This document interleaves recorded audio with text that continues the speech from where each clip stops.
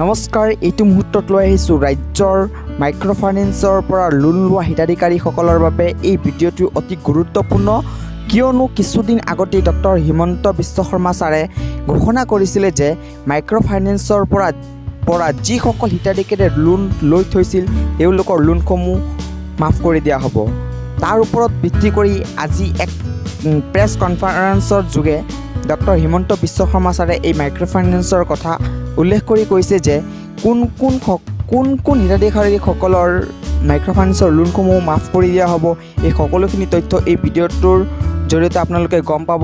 গতিকে ভিডিঅ'টো আৰম্ভ কৰাৰ আগত আপোনালোকক মই এটা অনুৰোধ কৰিব বিচাৰিম, চেনেলটো ছাবস্ক্ৰাইব কৰা নাই যদি প্লিজ ছাবস্ক্ৰাইব কৰি এটা লাইক কৰি মোক উৎসাহ যোগাব বুলি আশা কৰিছোঁ। তেন্তে বলক ভিডিঅ'টো আৰম্ভ কৰোঁ। তো ডক্টৰ হিমন্ত বিশ্ব শৰ্মা ছাৰে আজি ঘোষণা কৰিছে যে যিসকল হিতাধিকাৰীৰ মাইক্ৰ'ফাইনেন্সৰ লোন মাফ হ'ব তেওঁলোকৰ যি এক নতুন লিষ্ট আছে, সেই লিষ্টটো কাৰ লোন মাফ হ'ব সেই লিষ্টটো ডক্টৰ হিমন্ত বিশ্ব শৰ্মা ছাৰৰ হাতত আহি পৰিছে। তো এই বিষয়ে ডক্টৰ হিমন্ত বিশ্ব শৰ্মা ছাৰে কি কৈছে আপোনালোকে এই ভিডিঅ'টো সম্পূৰ্ণখিনি চাওক, গম পাব। তো শুনি লওক আচলতে ডক্টৰ হিমন্ত বিশ্ব শৰ্মা ছাৰে এই মাইক্ৰ'ফাইনেন্সৰ লোন কেনেকৈ মাফ কৰিব এই বিষয়ে কি কৈছিল। মুখ্যমন্ত্ৰী মহোদয়, মাইক্ৰ'ফাইনেন্সৰ ঋণ মাফৰ প্ৰক্ৰিয়াটো কিমানখিনি আগবাঢ়িছে? বহুখিনি আগবাঢ়িছে। তেওঁলোকে এতিয়া আমাক লিষ্টখন দিছে যে কিমান একজেক্টলি লোন আছে।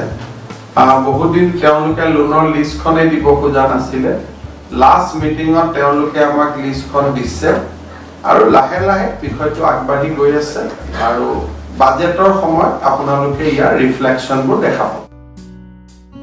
নিশ্চয় আপোনালোকে শুনিব পাৰিছে, ডক্টৰ হিমন্ত বিশ্ব শৰ্মা ছাৰে নিজেই কৈছে যে মাইক্ৰ'ফাইনেন্সৰ যি লোনৰ লিষ্টখন তেওঁৰ হাতত আহি পৰিছে। এতিয়া কেতিয়াৰ পৰা এই লোন মাফ কৰিব আনুষ্ঠানিকভাৱে ঘোষণা কৰিব। তো যেতিয়াই ঘোষণা কৰিব মই আপোনালোকৰ বাবে এটা নতুন ভিডিঅ' লৈ আহিম।